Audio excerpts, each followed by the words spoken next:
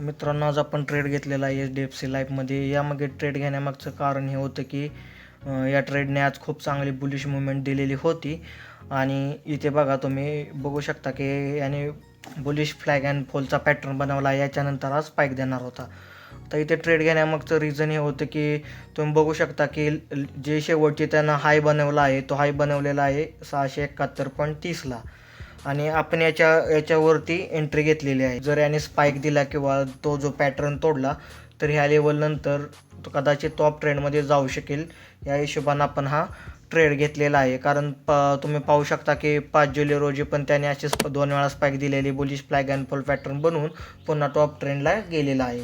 तर मी ते 50 quantity bye केलेली आहे इंट्राडेमध्ये. तर पाहूया व्हिडिओच्या शेवटपर्यंत की आता यामध्ये काय होतं, प्रॉफिट होतं आहे, लॉस होतं आहे, आपलं ॲनालिसिस कसं ठरतं आहे. त्याच्यानंतर जर यामध्ये आपलं स्टॉप लॉस बघितलं तर स्टॉप लॉस आहे 3 पॉईंटचा. मॅक्झिमम लॉस झाला तर आपला होईल 150 रुपयाचा आणि टार्गेट आहे जवळपास 8 पॉईंटचा. 8 पॉईंटचं काय ठेवलेलं आहे, कारण जी लास्टची रेजिस्टन्स लेवल आहे सगळ्यात हायची ती आहे 780ला. मग त्याच्या आसपास थोडासा आपण स्टॉप लॉस त्याच्या अलीकडेच ठेवलेला आहे 779.50ला. म्हणजे 8 पॉईंटचा, म्हणजे जवळपास आपलं मॅक्झिमम प्रॉफिट यामध्ये होऊ शकतं 400 रुपये आणि लॉस झाला तर होऊ शकतो फक्त तो 150 रुपये. तर या हिशोबानं आपण यामध्ये एंट्री घेतलेला आहे. व्हिडिओ शेवटपर्यंत पहा. शेवटीला आपण बघू प्रॉफिट होतो आहे, लॉस होतो आहे, त्यावर डिसिजन घेऊ की म्हणजे प्रॉफिट झालं तर का झालं, लॉस झालं तर का झाला. तर व्हिडिओ शेवटपर्यंत बघा.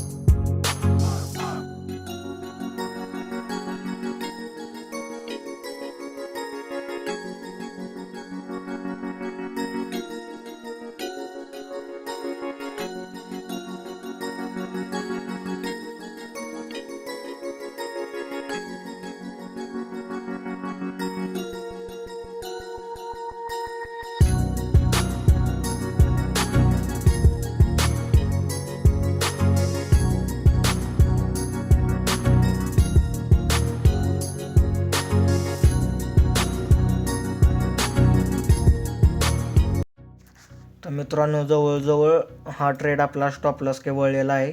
तर असं का झालं हे काही सांगू शकत नाही, कारण लिक्विडिटी खूप कमी होती आणि याने जो फ्लॅग अँड फॉलचा जो पॅटर्न बनवला होता, रिटेस्टला आल्यानंतरही त्याने स्पाईक दिलं नाही. रिटेस्ट लेवलच्या आपल्या वरती थोडासा खालती स्टॉप लॉस होता, जेणेकरून त्या स्टॉप लॉसच्या थोडासा वरून तो आपल्याला वरच्या साईडची बुलिश मुवमेंट देऊ शकतो. पण या स्टॉकमध्ये असं झालंच नाही. तो कंटिन्यू खाली येत गेला आणि आपला स्टॉप लॉस हिट केला. स्टॉप लॉस हिट करून त्याने परतसुद्धा अपसाईडला मूव्ह दिलेला नाही. कन्सोलिडेट होऊन तो तिथंच बंद पडलेला आहे. तर अशा प्रकारे यामध्ये आपला लॉस झालेला आहे. जर माझ्या ॲनालिसिसमध्ये काही तुम्हाला वाटत असेल, काहीतरी माझं चुकलं असेल, असे तुम्हाला थोडंफार जाणवलं, तर मला कमेंटमध्ये सांगा की माझं काय चुकलं किंवा काय झालं. कारण ही जी लेवल होती अपसाईडला मूव्ह देण्याची बुलिश फ्लॅग अँड फोल्डची, त्यामध्ये विषय असा झाला होता की हा रिटेस्टमध्ये सुद्धा रिटेस्टमेंट जी लेवल आहे याची, याने बऱ्याचदा अपसाईडला मूव्ह आणि मोठी मूव्ह दिलेला आहे. याच्या अलीकडच्या फ्लॅग अँड फुल पॅटर्नमध्ये तुम्ही पाहू शकता की चांगली मोठी मुवमेंट दिलेला आहे. आपला थोडासा प्रॉफिटमध्ये जाऊन ट्रेड थोडासा प्रॉफिटमध्ये गेला आणि तिथून रिव्हर्स आला. तर आजचा ओव्हरऑल इन्फोसिसमध्ये सुद्धा मी माझ्या पोझिशन बनवल्या होत्या, त्यासुद्धा काही कारणावश ह्या झालेल्या आहेत, लॉसमध्ये गेलेल्या आहेत. तो त्याचा स्क्रीनशॉट तुम्ही पाहू शकता आपल्या स्क्रीनवरती. आणि हा सगळा लॉस मी रिकवर केलेला आहे. एक बँक निफ्टीमध्ये पोझिशन बनवली होती मी, पुट साईड बाय केली होती. मला बेरिश मुवमेंट थोडीशी वाटत होती. यामध्ये आपण 28-29 पॉईंट कॅप्चर केलेला आहे आणि जवळपास 750चा प्रॉफिट झाला. आणि हा लॉस रिकवर होऊन आपण ओव्हर इन ऑल 250 रुपये प्रॉफिटमध्ये आहे. तर काही तुमचे मत असेल ते कमेंटमध्ये तुम्ही कळवू शकता. व्हिडिओ शेवटपर्यंत पाहिल्याबद्दल धन्यवाद.